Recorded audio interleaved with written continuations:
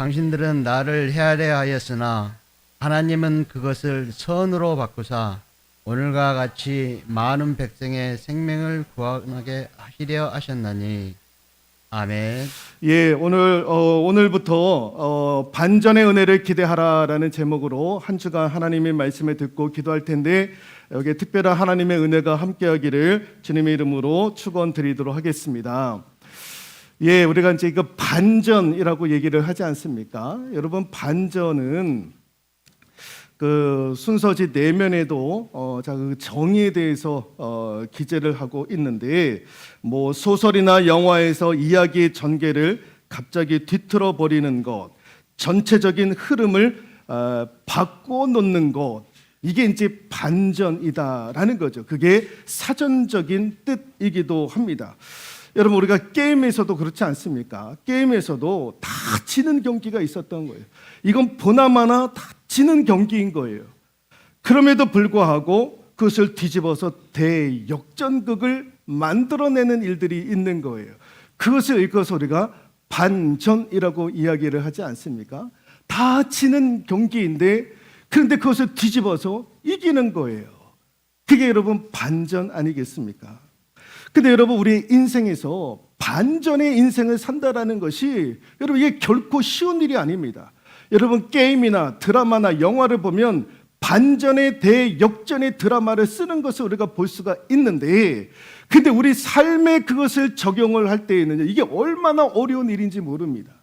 여러분, 내가 반전의 대역전의 인생을 써 간다라는 것은 이게 말처럼 쉬운 것은 아닙니다. 드라마나 영화는 쉽게 그런 것들을 우리가 접하기 때문에 반전의 대역전의 드라마를 쓰는 거 쉬울 거라고 생각을 하는데 절대로 그렇지가 않습니다. 여러분, 개천에서 용나는 거 쉬운 일입니까? 어려운 일입니까?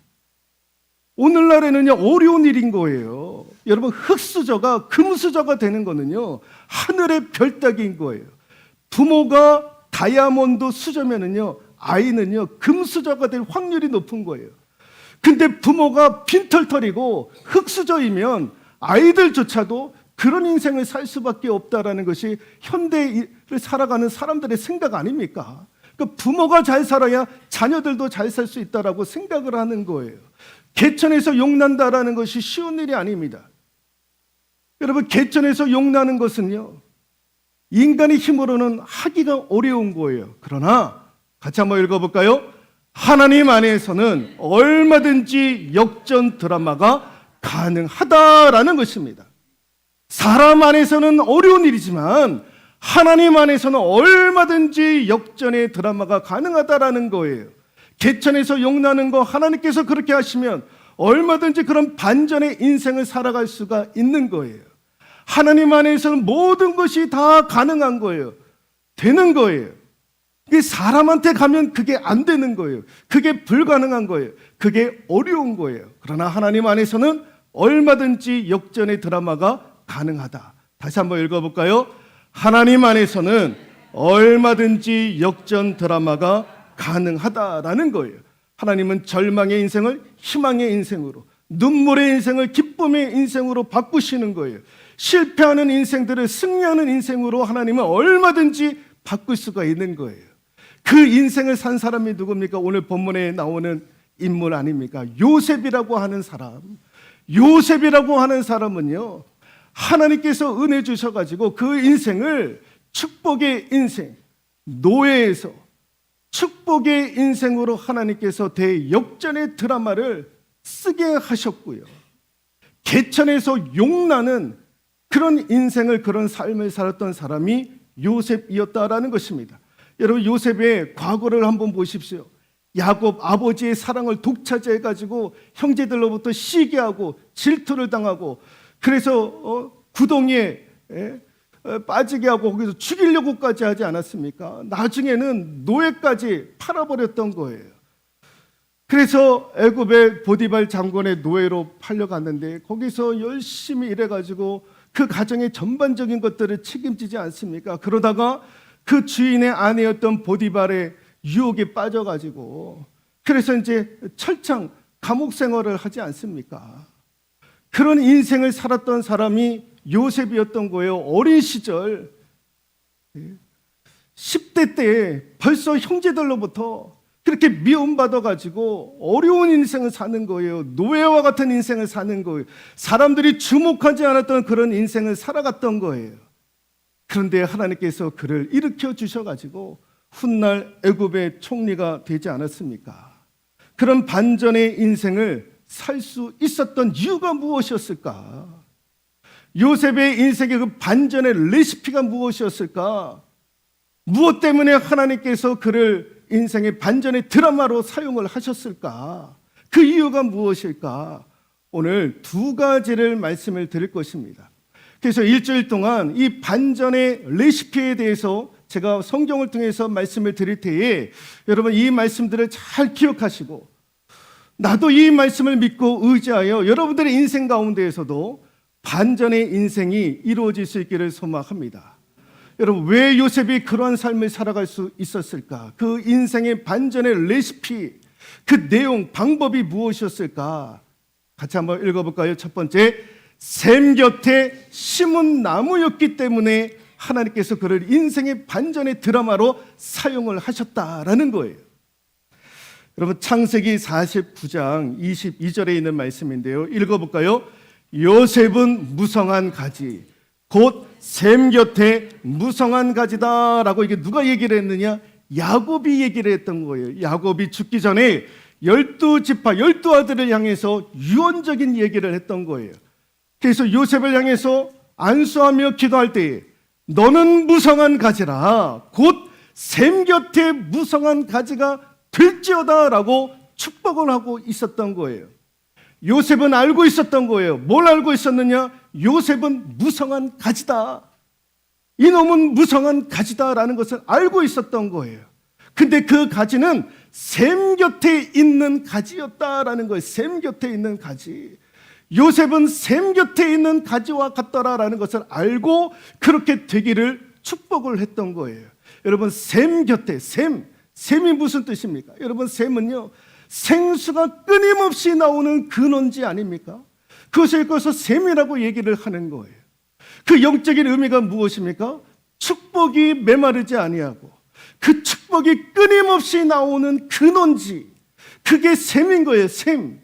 그 샘의 근원지가 어디입니까? 여호와 하나님 아닙니까? 하나님은 축복의 근원지다라는 거예요. 축복이 메마름이 없다라는 거예요. 항상 축복이 끊임없이 흘러나오는 근원지가 되시는 그 하나님 앞에 그 곁에 서 있는 가지가 누구였느냐? 요셉이었다라는 거예요. 너는 그렇게 살라라는 거예요. 샘 곁에 뿌리를 내리라는 거예요. 하나님 앞에 뿌리를 내리라는 거예요. 하나님 앞에 믿음의 뿌리를 내리면 너는 축복의 인생을 살 수밖에 없다라는 거예요. 하나님께서 복을 주시면 너의 인생은 반전의 인생을 살아갈 것이고 너의 인생뿐만 아니라 너희들의 자녀들도 그렇게 될 것이다 라고 예언적인 축복을 하는 것이 창세기 49장 22절에 있는 말씀인 거예요. 요셉은 그래서 하나님 앞에 믿음의 뿌리를 내렸던 거예요. 하나님과 연결하고 하나님과 연합하고 항상 하나님 늘 그 입에 하나님이 떠나가지 아니했던 거예요. 여러분 이 요셉이요 보디발 장군 아내의 그 유혹에 못 이겨가지고 나중에 감옥에 가지 않습니까? 그때 술 맡은 관원들, 떡 굽는 관원들, 그 애굽의 그 최정상에 있는 관리자들을 만나가지고 그들이 함께 지내면서 그들이 꿈에 대해서 요셉에 대해서 설명하지 않습니까? 그 이야기를 다 듣고 요셉이 뭐라고 하냐면은 해석은 그 꿈에 대한 해석은 하나님께 있다라는 거예요. 하나님께 있다라는 거예요. 하나님께서 그 꿈을 해석해 주시리라. 나중에 여러분 바로가 꿈을 꾸지 않습니까? 그 꿈에 대해서 이거 해석할 사람들이 아무도 없었던 거예요.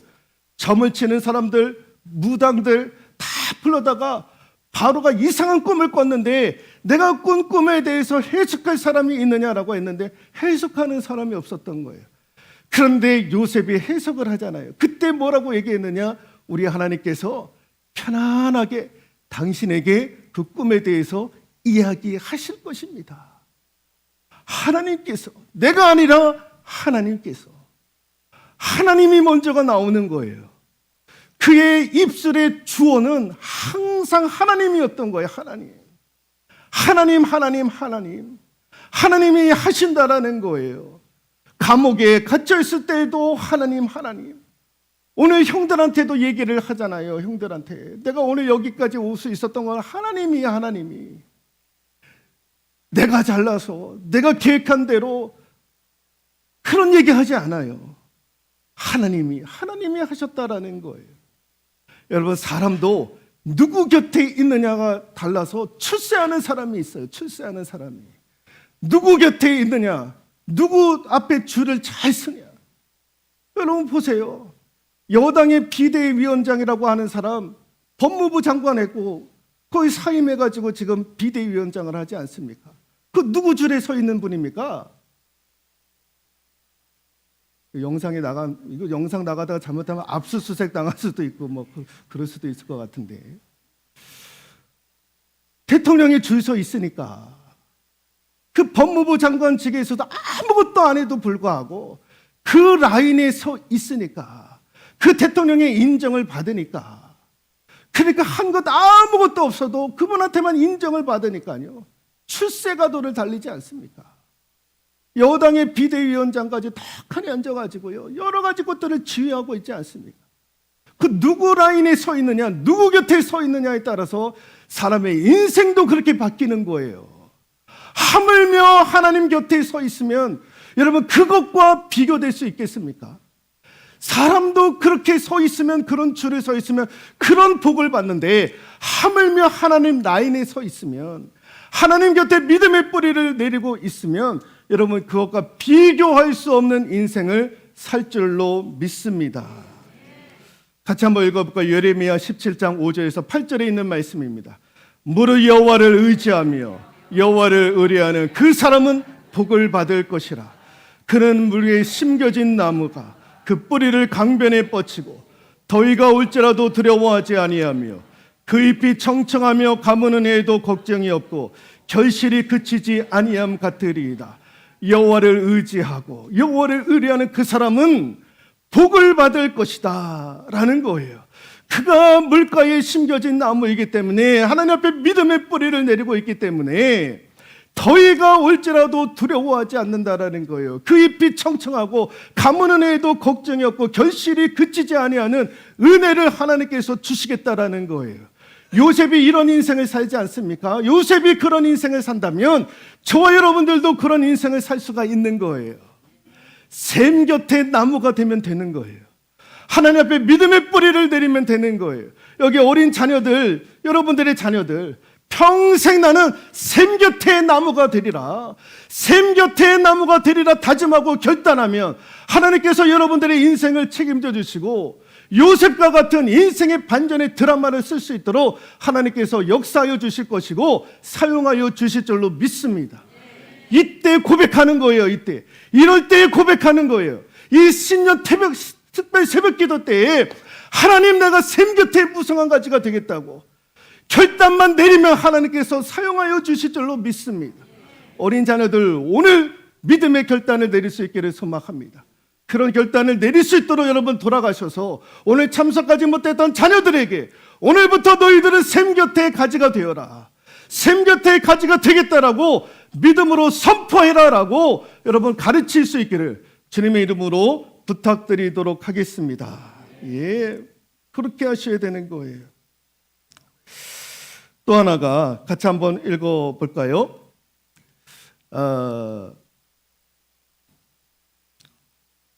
짠. 같이 한번 읽어볼까요? 섭리하시는 하나님을 믿었습니다 라는 거예요. 섭리하는 하나님을 믿었다. 이게 무슨 말씀이냐? 오늘 그 형들이 나중에 요셉이 애굽의 총리가 되지 않습니까? 그래서 흩어졌던 가족들이 다 만났던 거예요. 그리고 나서 이제 요셉의 아버지 야곱이 죽어요. 그때 장례를 다 치르고 나서 그제서야 형들이 무슨 생각이 갑자기 들었느냐? 야, 아버지가 살아있었을 동안에는 아버지 때문에 우리 요셉이 우리를 해치지 않았는데 이제 아버지가 돌아가시고 장례를 치렀으니 이제 가만두겠느냐. 요셉의 과거의 일을 생각하면 우리를 그냥 내버려 두겠느냐라는 거예요. 우리는 이제 죽은 목숨이다라는 거예요. 야, 어떻게 하면 이게 형들의 갑작스러운 생각이었던 거예요. 그 생각을 듣고 요셉이 했던 말이 오늘 본문의 말씀인 거예요. 오늘 본문의 말씀, 창세기 50장 20절에 있는 말씀을 요셉이 고백을 하고 있는 거예요. 여러분 같이 한 번 더 읽어볼까요? 시작.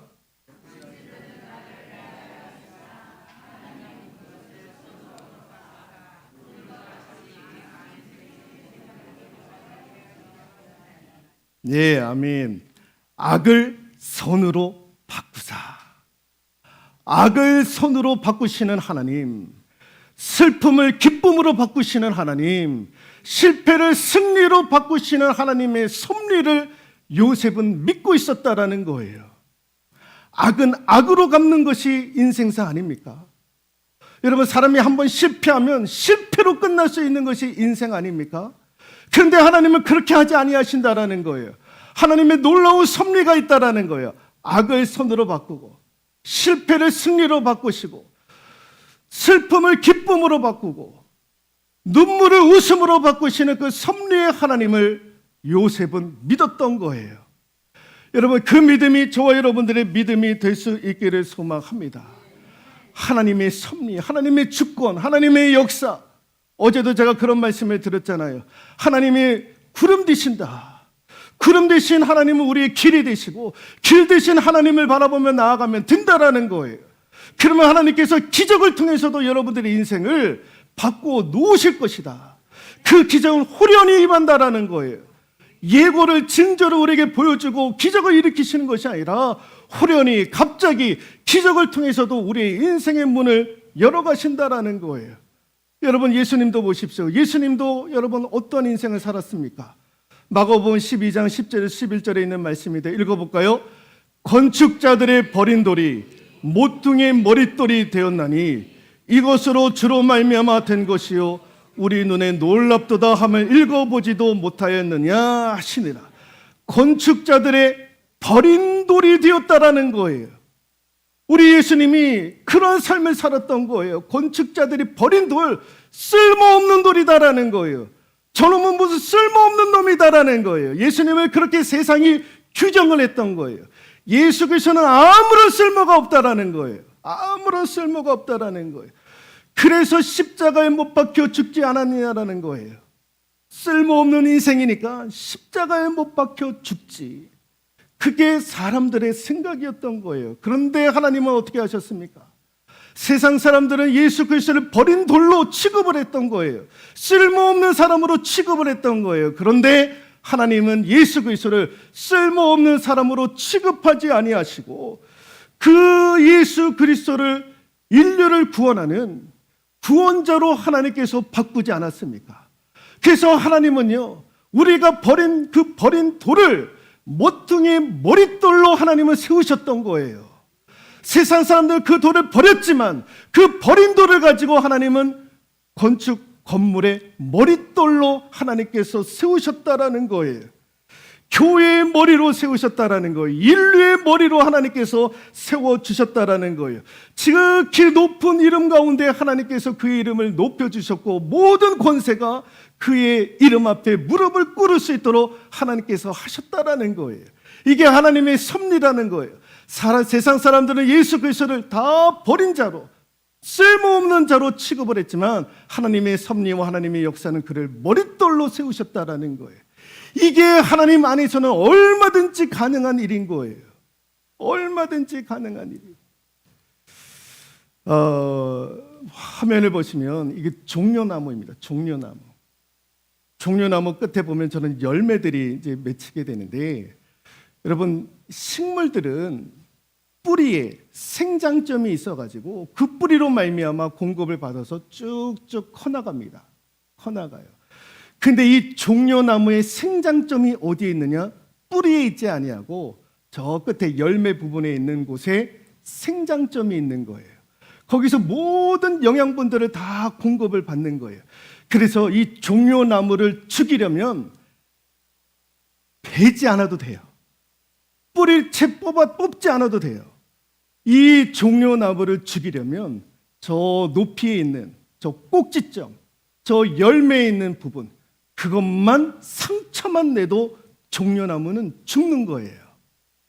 그 꼭지점을 이끌어서 뭐라고 유대인들은 얘기를 하냐면 키파라고 얘기를 합니다. 키파. 저 종려나무의 저 끝에 있는 꼭지점, 여기에 생장점이 있다라는 거예요. 그래서 종려나무를 죽이려면 거기에 상처만 내도 이 종려나무는 자랄 수 없다라는 거예요. 그 꼭지점을 뭐라고 하냐? 키파라고 얘기해요. 키파. 유대인들이 머리에 쓰는 빵처럼 생긴 저 모자를요, 뭐라고 얘기를 하느냐? 키파라고 얘기를 해요. 아까 종려나무 그 끝에 있는 생장점 꼭지점을 키파라고 얘기했듯이 지금 유대인들이 쓰는 저 빵떡 모자처럼 되는 그 모자, 이 모자를 어디에 쓰는지 아십니까? 정수리를 가리는 거예요. 정수리를 가리는 저런 모자를, 저 모자를 일컬어서 빵떡이라고 얘기를 하는 거예요. 빵떡. 왜 쓰냐? 저 왜 쓸 것 같습니까? 왜 유대인들은 왜 저 빵떡 모자를 정수리를 가르면서 저 모자를 왜 쓰는 이유가 무엇일까요? 같이 한번 읽어볼까요? 나는 하나님을 인정한다. 나는 그분의 권위 아래 있다. 나의 머리는 하나님이 주관자이시다라는 거예요. 여러분, 종려나무를 죽이려면 이 생장점 꼭지점 키파를 상처나면 되는 거예요. 마귀가 우리를 넘어뜨릴 때에 키파를 상처를 내는 거예요. 내 생각, 내 믿음에 상처를 주는 거예요. 내 믿음은 어떤 믿음이었느냐? 나는 하나님을 인정한다라는 거예요. 하나님은 살아계시다라는 거예요. 나는 살아계신 하나님의 능력과 권위 아래에 있다라는 거예요. 나의 머리 되시는 여호와 하나님이시다라는 거예요. 나는 항상 그것을 고백하고 있는데 마귀는요, 그 키파를 치는 거예요. 종려나무의 꼭지점을 치려는 거예요. 그래서 무너뜨리려고 하는 거예요. 그런데 유대인들은 아니다라는 거예요. 나는 하나님의 권위를 인정하고 나는 살아계신 하나님을 인정할 뿐만 아니라 나의 머리는 하나님이 주관자이시다라는 것을 항상 그들은 고백을 하고 있는 거예요. 이 고백이 저와 여러분들의 고백이 되어질 수 있기를 소망합니다.